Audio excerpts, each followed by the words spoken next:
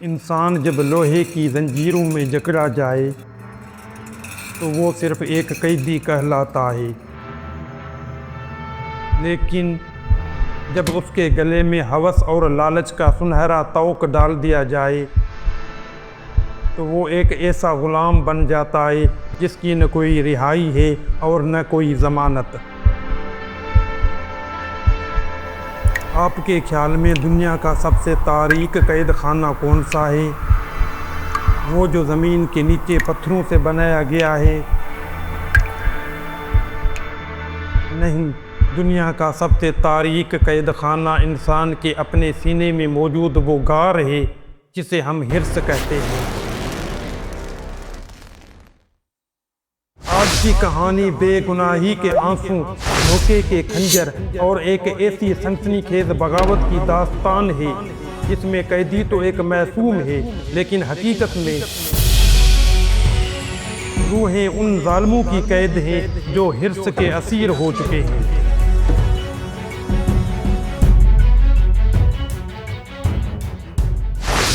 अस्सलामुअलैकुम दोस्तों, मैं हूं नूर सिंधी और आप देख रहे हैं कलम का सफ़र। एक ऐसा सफ़र जहां हम उर्दू अदब के उन धूल चाटती किताबों के औराक पलटते हैं जिनके अंदर सस्पेंस, ड्रामा और इंसानी नफ्सियात के हैरत अंगेज राज दफन है।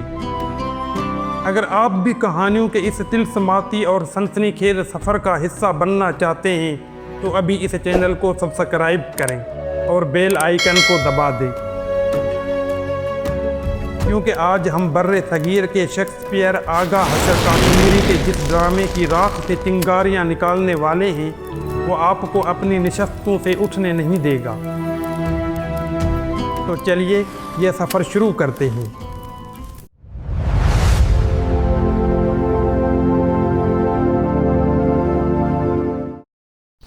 तसव्वुर कीजिए एक पुरसकून और ख्वाबनाक बाग का मंजर, जहां फूलों की महक में एक खानदान की हंसी घुली हुई है। यह नासिरुद्दौला का खानदान है। नासिरुद्दौला एक ऐसा शख्स जिसकी शराफत और दिलेरी की कस्में खाई जाती हैं। उसकी खूबसूरत और वफाशार बीवी महजबीन अपने नन्हे और मासूम बेटे कमर के साथ बाग में खेल रही है। कमर की किलकारियाँ और महजबीन की ममता नासिरुद्दौला के लिए दुनिया की सबसे बड़ी दौलत है। वो एक दूसरे की मोहब्बत में यूं गुम है जैसे दुनिया में कोई गम, कोई धोखा मौजूद ही नहीं। लेकिन दोस्तों, खुशियों की उम्र बहुत छोटी होती है और हिर्स की नज़र बहुत लंबी। जब किसी इंसान के पास सुकून की दौलत हो तो दुनिया के हरीस और लालची गिद्ध उस पर मंडलाने लगते हैं। नासिरुद्दौला की इज्जत, मकाम और खुशहाली बअज़ मफाद परस्तों की आंखों में कांटे की तरह चुभने लगती है। दौलत और ताकत की हवस एक ऐसा अंधा तूफान है जो रिश्तों का लिहाज नहीं करता। एक गहरी साजिश के जाल बुने जाते हैं। वो लोग जिनके दिलों में लालच का जहर बहर चुका था नासिरुद्दौला के खिलाफ एक भयानक मंसूबा बनाते हैं, और फिर वो काली रात आ जाती है। महजबीन के हाथों से उसका आंगन छीन लिया जाता है। नासिरुद्दौला को झूठे इल्ज़ामात और फरेब की जाल में फंसाकर गिरफ्तार कर लिया जाता है। वो घर जो कल तक कहकहों से गूंज रहा था आज महजबीन के चीखों और नन्हे कमर की सिसकियों का मातम कदा बन जाता है। मोहब्बत बिखर गई और हवस जीत गई। नासिरुद्दौला को एक ऐसे तारीक कैद खाने में फेंक दिया गया जहां दिन और रात का फर्क मिट चुका था। अब जरा कैद खाने का मंजर देखिए। पत्थर की मोटी दीवारें जिनसे सेलन की बू आ रही है। दीवारों पर लगे मशअले यूं कांप रही हैं जैसे वो भी इस जुल्म पर खौफज़दा हों। नासिरुद्दौला लोहे के भारी जंजीरों में जकड़ा हुआ है, लेकिन उसके आंखों में खौफ नहीं बल्कि अपनी बीवी और बच्चे की जुदाई का कर्ब है। लेकिन जालिम ये भूल गए थे कि जब जुल्म हद से बढ़ता है तो वफादारी बगावत में बदल जाती है। नासिरुद्दौला के दो जान निसार रुस्तम और सलीम खामोश नहीं बैठते। रुस्तम, जिसके बाजू में फौलाद की ताकत और दिल में शेर जैसी हिम्मत थी, वो अपने आका को इस जहन्नम से निकालने की कसम खा चुका था। जब रुस्तम को यह खबर मिलती है कि नासिरुद्दौला जिंदा है और कैद में है, तो वो और सलीम रात के अंधेरे में उस कैद खाने के गिर्द चक्कर लगाने लगते हैं। मगर मसला ये था, कैद खाने के पहरेदार किसी खूनख्वार दरंदों से कम न थे। उनके नज़रों से बचकर अंदर जाना मौत के मुंह में जाने के मुतरादिफ था। उन्हें कोई ऐसी तदबीर चाहिए थी जो पहरेदारों की अकल पर पर्दा डाल दे। और यहीं पर कहानी में एंट्री होती है एक ऐसे किरदार की जिसके बिना पारसी थिएटर का हर ड्रामा अधूरा है। ये किरदार है झंझट। जी हाँ, झंझट, एक ऐसा शख्स जो बज़ाहिर मज़ाहिया और मस्करा और बेवकूफ़ लगता है, लेकिन हकीकत में वो शातिर दिमाग का मालिक है। सलीम, रुस्तम और झंझट मिलकर एक इंतहाई खतरनाक और सनसनीखेज मंसूबा बनाते हैं। रात का पिछला पहर है। पहरेदार अपनी बर्छियों के साथ जेल के दरवाजे पर पहरा दे रहे हैं। उनकी हवाएं चल रही हैं। अचानक अंधेरे से एक सहर अंगेज आवाज़ उभरती है। घुंघरूं की छन छन और पायल की झनकार। पहरेदार चूक उठते हैं। उनकी नज़र पड़ती है एक निहायत खूबसूरत, दिलरुबा और क़यामत खेद तवाइफ पर, जो अपने अदाओं और नाज व नखरे के साथ उनकी तरफ बढ़ रही है। ये कोई और नहीं, ये हमारा झंझट है, जिसने एक खूबसूरत औरत का भेष बदल रखा है। झंझट अपनी कातिल अदाओं, रक्स के इशारों और मीठी बातों से पहरेदारों के होश उड़ा देता है। वो हुस्न के इस तिलस्माती जाल में ऐसे फंसते हैं कि अपना फ़र्ज, अपनी बर्छियाँ सब भूल जाते हैं। हवस उनकी आंखों पर पट्टी बांध देती है। पहरेदार इस नकली तवाइफ की जुल्फों के असीर हो चुके हैं। और ठीक उसी लम्हे का रुस्तम और सलीम को इंतज़ार था। अंधेरे को चीरते हुए रुस्तम एक साई की तरह कैद खाने की दीवारों पर चढ़ता है। उसकी तलवार बिजली की तरह चमकती है। सलीम उसके कदम बकदम साथ है। अंदर दाखिल होते ही वो उन चंद मुहाफ़िज़ों को मौत के घाट उतार देते हैं जो होश में थे। जंजीरें कटती हैं, लोहे के टूटने की आवाज़ गूंजती है। नासिरुद्दौला आज़ाद हो जाता है। रुस्तम और सलीम नासिरुद्दौला को लेकर हवा के दोष पर यूं उलझाते हैं जैसे वो कोई ख्वाब हो। जब तक बाहर खड़े पहरेदारों का नशा टूटता है और उन्हें झंझट की असलियत का पता चलता है, तब तक परिंदे उड़ चुके थे।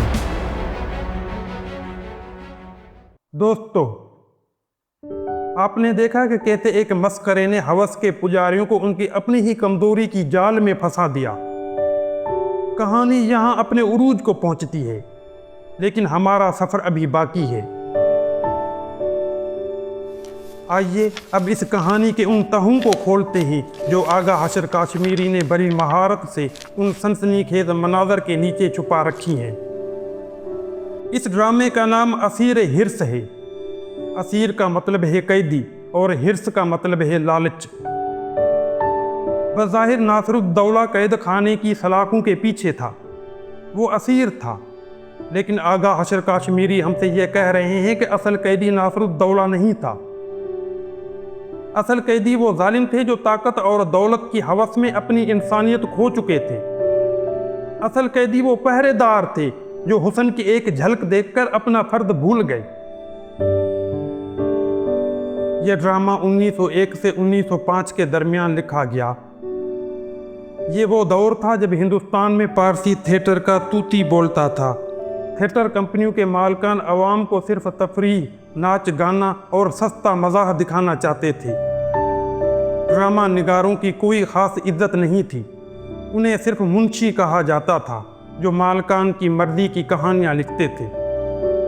लेकिन आगा हशर, जो बचपन में कुरान मजीद के 16 पारे हिफ्ज़ कर चुके थे, जो अरबी और फ़ारसी के ज़बरदस्त आलिम थे, उन्होंने इस बाज़ारी माहौल से बगावत की।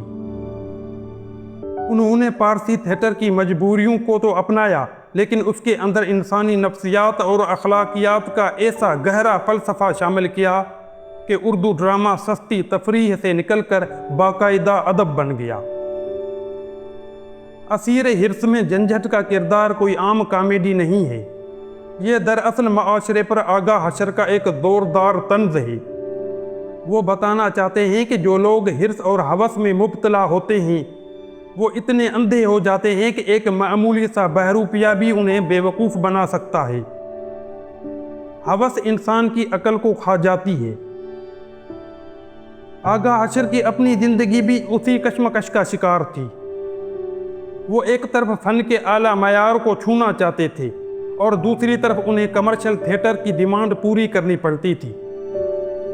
उनके किरदारों के मुकालमे जैसे महजबीन की फरियाद या रुस्तम का जोश, दरअसल खुद आगा हशर के अंदर की वो आवाज़ें हैं जो माशरे के जबर और हवस के खिलाफ चीख रही थी।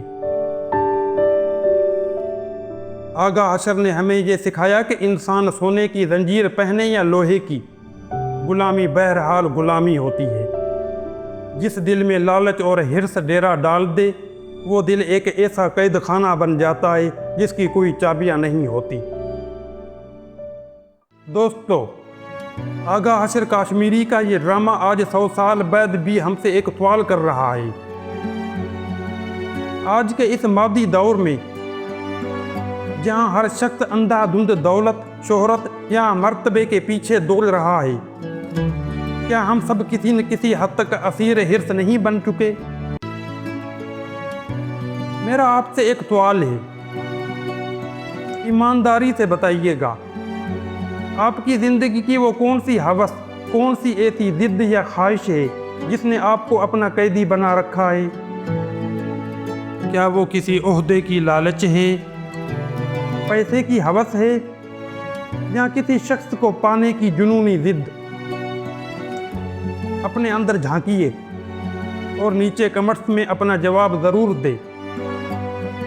आपके कमेंट्स से पता लगेगा कि हम में से कौन अपनी गैर मरई जंजीरों को पहचानने की हिम्मत रखता है। अगर इस कहानी के सस्पेंस, झंझट की मक्कारी और इस अदबी तजदिये ने आपके जहन के बंद दरवाज़ों पर दस्तक दी है, तो इस वीडियो को लाइक करें, अपने दोस्तों के साथ शेयर करें और कलम का सफ़र को सब्सक्राइब करें, ताकि हम मिलकर उर्दू अदब के उस पुरखार लेकिन तिलस्माती जंगल में मज़ीद आगे बढ़ सकें। अगली कहानी तक के लिए अपने अंदर के इंसान को ज़िंदा रखिए और हिर्स की जंजीरों से खुद को आज़ाद रखिए। खुदा हाफिज़।